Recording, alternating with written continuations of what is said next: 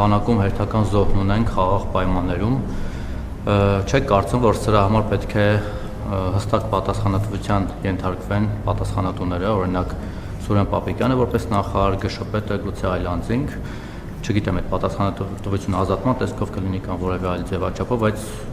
այս շարունակական դեպքերը կարծես թե չեն դադարում։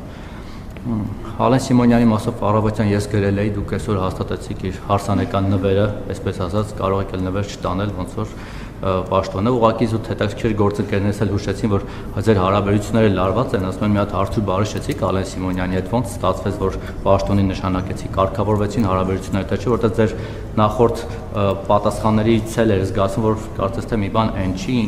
ինչ փոխվեց այս ընթացքում կամ ինչպես համոզեցեց, որ նշանակեցիք նրան ԱԽ քարտուղարի պաշտոնում եւ նրան էլ ոնց որ թե դեսպան եք նշանակում Գրիգորյանին Միացյալ Թագավորությունում։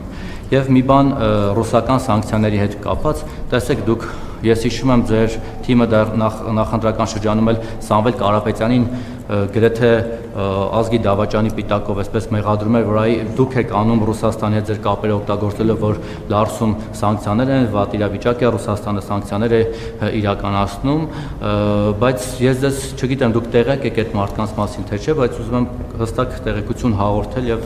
ակնկալել ձեր գնահատականը։ Տեղյակ եք, որ Ռուսաստանում կան հայեր, Լյուդինգի Արմեն եւ Արթուր անուններով, Լյուդինգ ընկերությունը կարծում եմ հայտնի է այդ վաճառքով է զբաղված հիմնականում կոնյակի։ Այդ մարդիկ ուրեմն Չեչեն Ակաևի եւ հրեա Գենայի հետ միասին տանդեմ են կազմել եւ խոչընդոտներ են հարուցում հայ գործարարների համար, մասնավորապես Հայաստանից Ռուսաստան կոնյակ արտահանողների համար, սա այն դեպքում, երբ որ անձամբ Ռուսաստանը պետական մակարդակով կոնյակի մասով արգելք սանկցիա չի դրել, ծաղիկ, չգիտեմ, ձկնամթեր կարել է կոնյակի մասով ազատել, բայց այդ մարդիկ այն նախկիների ձեր բառամթերքով ասեմ, սաշիկի նման փայ են մտնում այդ գործարարների բիզնեսում,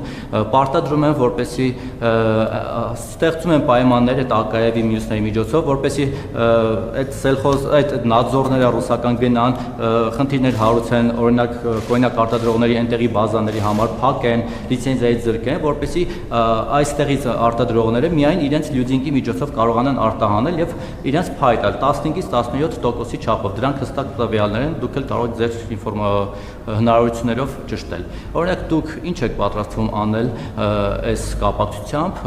որտեղ նրանք օրինակ նույն Լյուդինգի Արմենը նաև Հայաստանի քաղաքացի է, այստեղ կապեր ունի, որպեսզի իրենք գոնե այստեղ չհարվածեն եւ չնպաստեն ռուսական հարաբերությունների ավելի վատթարացման եւ չհարվածեն հայ արտադրողների բիզնեսին եւ արտահանմանը։